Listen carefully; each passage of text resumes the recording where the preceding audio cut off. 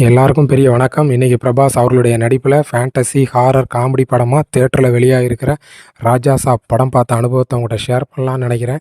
படத்துடைய கதை என்ன அப்படின்னு கேட்டிங்கன்னா, பிரபாஸுக்கு அப்பா அம்மா கிடையாது, பாட்டி கூட தான் இருக்கிறாங்க. பாட்டிக்கு வயசானதுனால நினைவுகள் குறைஞ்சிக்கிட்டே வருது. அப்போ பாட்டி என்ன சொல்கிறாங்கன்னா, இன்றைக்கி பார்க்குறதுக்கு நான் சாதாரண ஒருத்தியாக இருக்கிறேன். ஒரு காலத்தில் நான் மிகப்பெரிய அரண்மனைக்கே சொந்தக்காரியாக இருந்தேன். நான் தான் மகாராணி. அப்போ தாத்தா என் கூட தான் இருந்தாங்க. அப்போ கூட வேலை பார்க்குற ஒருத்தன் கோவிலோட பொக்கிஷத்த திருடிட்டு போயிட்டான். அத கண்டுபிடிக்கிறதுக்காக உங்க தாத்தா பின்னாலேயே போனாரு. ஆனா போகும்போது கண்டிப்பா நான் திரும்ப வருவேன் அப்படின்னு சொல்லிட்டு போனாரு. இத்தன வருஷம் ஆகியும் திரும்ப வரல. தாத்தாவுக்கு என்ன ஆச்சுன்னு தெரியல. அதனால தாத்தாவ கண்டிப்பா கண்டுபிடிச்சு என்கிட்ட கூட்டு வா அப்படிங்கிற மாரி பிரபாஸ்ட்ட சொல்றாங்க. பிரபாஸ் இதுக்கப்புறம் தாத்தாவ கண்டுபிடிச்சாரா? கோவில் பொக்கிஷம் என்ன ஆச்சு? அப்படிங்கிறது தான் இந்த படத்தோட மீதி கத. இந்த படத்தில எனக்கு பாசிட்டிவ்னு சொல்றதுக்கு 1, 2 விஷயங்கள்லாம் என்னன்னா, இந்த படத்துடைய செட் ஒர்க் நல்லா இருந்துச்சு. அந்த காலத்து பீரியட் பிக்சர காமிச்ச இடங்கள் பூராமே நல்லா இருந்துச்சு. அரண்மனை எல்லாமே ஓரளவு ஓகேவா இருந்துச்சு. அதுக்கப்புறம் இந்த பேய் பங்களாவா காமிச்ச இடங்கள், அது காமிச்ச செட்டப்புகளெல்லாம் நல்லா இருந்துச்சு. அதுக்கப்புறம் கேமரா ஒர்க் ஓகேவா இருந்துச்சு. இந்த படத்தில ஓரளவு தாங்கி பிடிச்சதுன்னா, தமன் அவர்களோட பேக்ரவுண்ட் மியூசிக் அவரும் ஓரளவு முட்டு குடுத்து தூக்கி வச்சிருந்தாரு.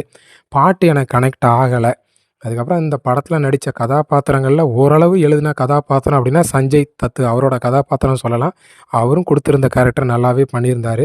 அதுக்கப்புறம் வேற பாசிட்டிவ்னு சொல்றதுக்கு எந்த விஷயமும் எனக்கு தோணல. முக்கியமா படத்துடைய ஹீரோவான பிரபாஸ் அவருடைய கதாபாத்திரமே சரியா எழுதுனாங்களா? அப்படிங்கிற மாரி எனக்கு தோணல.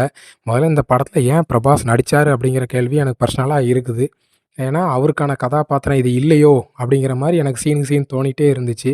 வேற எதுவும் இந்த படத்தில பாசிட்டிவ்னு சொல்றதுக்கு எந்த சீனுமே இல்ல. படமாவது டியூரேஷன் கம்மியா இருந்தா பரவால்ல. 3 மணி நேரம் 9 நிமிஷம் ஓடுது. இன்டர்வல் சேர்த்து 3 1/2 மணி நேரம் ஓடுது. ரொம்ப நேரம் படம் பார்த்த ஒரு அயர்ச்சிய குடுத்த மாரி பர்சனலா ஃபீல் ஆச்சு.